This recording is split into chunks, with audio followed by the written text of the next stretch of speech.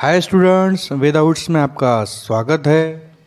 हम देख रहे हैं बिजनेस ऑब्जेक्टिव में सेकंड ऑब्जेक्टिव सोशल ऑब्जेक्टिव।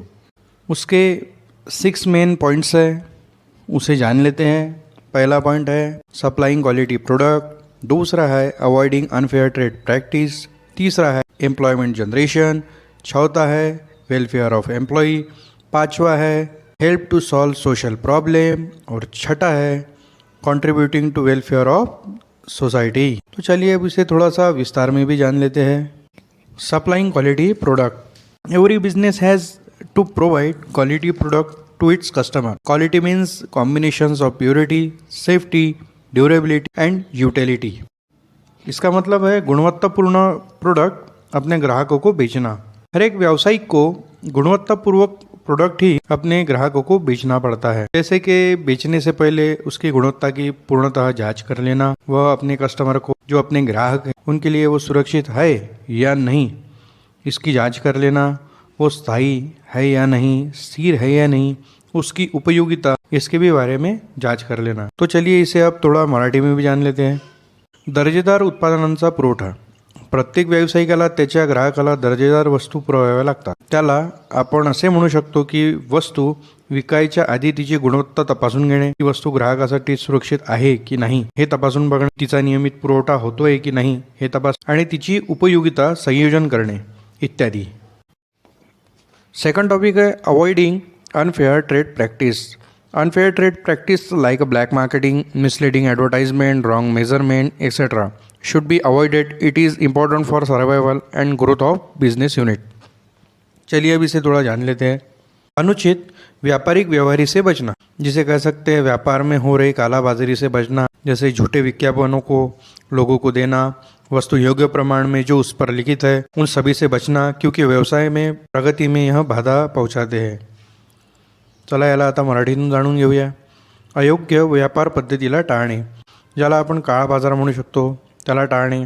त्याचबरोबर दिशाभूल करणाऱ्या जाहिराती ग्राहकांना देणे, वस्तू योग्य प्रमाणात मोजमाप करून न देणे, या सर्व बाबींवर आळा घालणे महत्त्वाचे ठरते। थर्ड टॉपिक है employment generation. Business is social and economic institution. Business should create a job for skilled and unskilled people. It should provide employment opportunity to economically backward and दिव्यांग पर्सन। तो चलिए अब इसे जान लेते हैं। रोजगार निर्माण करना, जैसे कि हमने जाना है व्यवसाय यह सामाजिक और आर्थिक संस्था है। व्यवसाय में जो कुशल और अकुशल लोग हैं उन्हें रोजगार देना व्यावसायिक संगठन का काम होता है। उसी प्रकार आर्थिक रूप से पिछड़े लोगों को भी रोजगार देना यह भी कार्य होता है। और उसी के साथ साथ जो हैंडीकैप है, जिन्हें हम दिव्यांग भी बोलेंगे, उनके लिए भी रोजगार का अवसर प्रदान करना। चला आता याला थोडंसं मराठीत जाणून घेऊया।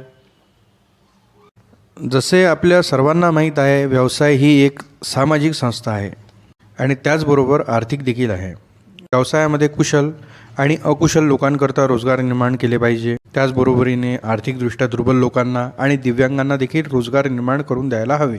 नेक्स्ट आहे वेलफेअर ऑफ एम्प्लॉई।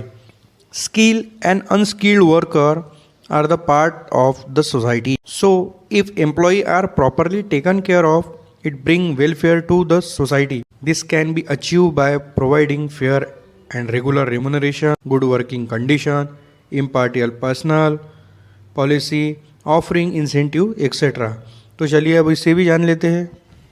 इसका मतलब है कर्मचारी कल्याण हेतु कुशल और अकुशल व्यक्ति वह समाज का एक हिस्सा है। इसीलिए अगर कर्मचारियों की ठीक से देखभाल की गई तो व्यवसाय के लिए लाभदायक होता है। जैसे उन्हें नियमित रूप से मजदूरी देना, तनख्वाह देना और उनके काम करने के लिए अच्छा वातावरण निर्माण करके देना, उनके साथ में पक्षपात ना करना और प्रोत्साहन देना। चला याला आता मराठीतून जाणून घेऊया। कर्मचाऱ्यांचे कल्याण। कुशल आणि अकुशल कामगार हा एक समाजाचा अविभाज्य भाग आहे। त्यामुळे कर्मचाऱ्यांची योग्य ती काळजी घेणे हे समाजाच्या कल्याणाचेच ठरते। त्यांना काम केल्याचा योग्य मोबदला मिळणे आणि तो नियमित मिळणे, त्याचबरोबर त्यांना कामाला योग्य ती परिस्थिती उपलब्ध करून देणे, पक्षपातीला आळा घालणे आणि त्यांना प्रोत्साहन देणे। Help to solve social problem. Due to rapid industrialization many social problem arise like a traffic jam, growth of slum, air and water pollution etcetera. Business should be aware of these and should try to reduce them. चलिए इसे जान लेते हैं। सामाजिक समस्याओं को हल करना। बढ़ते हुए औद्योगिकरण से काफ़ी सामाजिक समस्याएं उभर कर आ रही है, जैसे कि ट्रैफिक जाम, झुपड़पट्टियों का बढ़ना, बढ़ता वायु प्रदूषण, जल प्रदूषण। इसके प्रति जागरूक होकर किस प्रकार इस पर मंथन किया जाए यह देखना। चलिए अब इसे थोडा मराठी में भी जान लेते हैं।